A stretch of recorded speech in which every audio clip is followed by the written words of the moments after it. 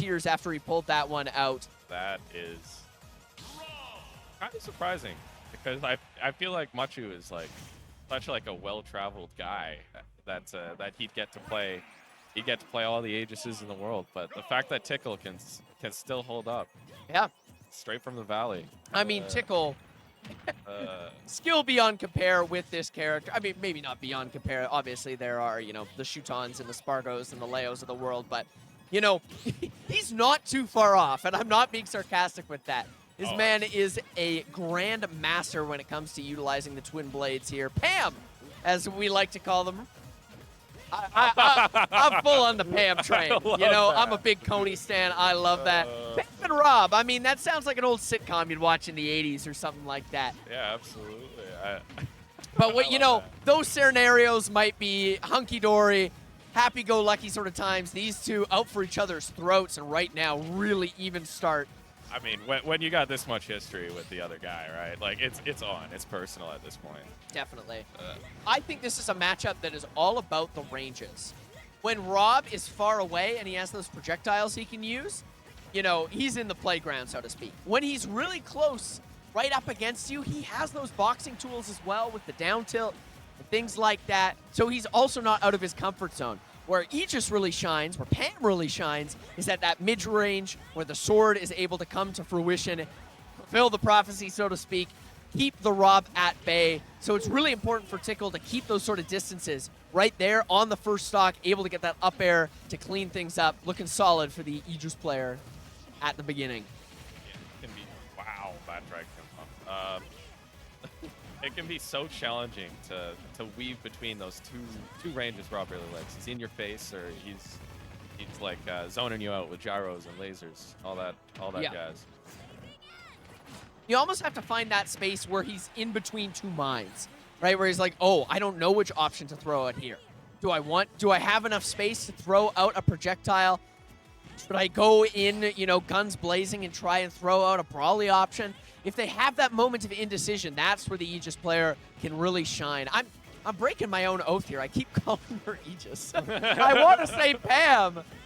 Give me a little slap on the face every time I say Aegis from now on. Thank you, Gorko. Oh. Maybe we need to give Machu a bit of a slap on the face. 3 stocks to 1 down here. I mean, Machu's getting slapped already. I'm unbiased commentator, but like, man, this is brutal. Yeah, definitely. And I will say, even though Rob technically has that advantage at the close range, he does lose the speed race when it comes to fighting Mythra. Now, Tickle, a very Pyra-heavy Pam, so you're not going to see the Mythra speed come into play too often. He is more focused on the positioning, but that's another just layer to this matchup that Machu needs to keep in the back of his head. I mean, it goes all the way back to Smash 4. He was the Corrin player. He's shaking his head in the player cam. Yeah, I mean, he gave that one up. He was not dead to a Pyra Rapid jab there, but he decided to say, go next. We're going to pick a different stage or something like that. I feel just like Machu. I got double 3-stocked by Tickle in brackets today. No. Machu and I, equal level. Yeah, this is our struggle. I mean, that might be the worst kind of game that you can lose. When you're at the end of it, you're shaking your head. It wasn't even like quick and painless, like, wow, I got 3-stocked, what do I do? I mean, that match took like 4 minutes. You know how dehumanizing it is to like run into a wall for like 4 minutes. Just end my suffering already. Yeah. And that's what Machu did at the end. He's like, I mean, had enough. You got to come into this one with a fresh mindset. It's a different game. Yeah, different stage. We talked earlier about the top player adaptations, the mental fortitude that they have. Machu, an exemplar of that, just like the rest of them. Looking solid here, forcing out the high side B. Feels like there might have been more of a punish there, but regardless, Machu going to keep up his advantage here. Gets that nair, no jump, but air dodge coming through from Tickle to get back. You know, one of my buddies, Emilvir, once told me that Rob just plays second neutral when he gets thrown off stage. I mean, second phase. You just saw it happen right there. Oh my god, that almost killed. Oh, and that one did kill. Machu sub 100. You can see he's rocking and reeling in his chair there. Speaking of, you know, demoralizing aspects of the game, you're off to such a hot start and then you lose to some cheese like that. Not to say that Tickle didn't deserve that sort of kill. He played it very well, but that can really force you to take a long look in the mirror. Machu, though, not looking too perturbed, able to turn things around. Get that up smash to finish things off. A footstool coming out there from Tickle. It gets so hairy. No frog this time, but like... I mean, a hairy robot doesn't fill me with any less dread. And that time, 103, he was above 100. But so far, those Pyra up airs, I mean, you've heard it 100 times. You've heard it 1,000 times at this point. Rob is big. And the Pyra sword, not lacking in the size department either. So when those two forces come face to face with each other, you are going to see some contact more often than not.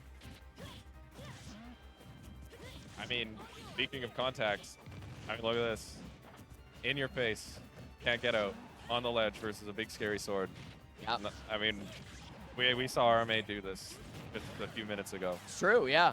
Sherwood, the beneficiary of that large sword earlier, and so far, Pyra looking to be a bit of a dominatrix when it comes to this setup. I mean, this is bullying. If he hasn't consented to this, I'm not sure if this should be allowed. Machu with the immediate run it back signal after that one. Production, could we put the Pyra dominatrix picture over the Tickle body? The huh? Yeah. The what? Is it huh? Google.com. Please do not Google that. Say, at least turn your private browsing on. Oh my lord. Well, I'm kind of where I'm at right now. Last conversation aside, is I'm looking at Machu's player camp because you know these two got history. There's blood on this one. Yeah. So, you know, look at the posture of these two gamers. Tickle, he's like, what's that copy pasta? Like, skin moisturized, in his own lane, driving. And Well, I mean, you know, it's really interesting with Tickle because I would describe him as a little bit of a dormant volcano. He had that one PR season where he dropped off all the way down to 9th place because he was doing school. all the way down. This last season, he came back a bit more, but it wasn't like he was frequenting locals or anything like that. So I feel like, obviously, Machu has not forgotten what Tickle brings to the table, you know, the amount of mastery that he has in this game and with these characters, but I mean, it can throw you off a little bit when you're going week to week, fighting the same players over and over again, not seeing Tickle. He's a different breed. You might not be as ready for this. And again, Pyra going to close things out early once more. Machu, you know he's trying to make those adjustments, but so far, throwing a lot at the wall and nothing is sticking. Yeah, I mean, it's hard to even talk about this. Like, what should Machu be doing to narrow the gap a little? Everything. That was not what you wanted to see. You know, I was expecting Tickle to bring them both down there with that Prominence Revolt, the Pyra uppy. Instead, he's going to preserve his stock, and Machu with a little bit of a rage quit there. I mean, he's not angry by any stretch, but I wouldn't even call it a rage quit. No. It's more like a sad quit. Yeah, that's a much more apt description there.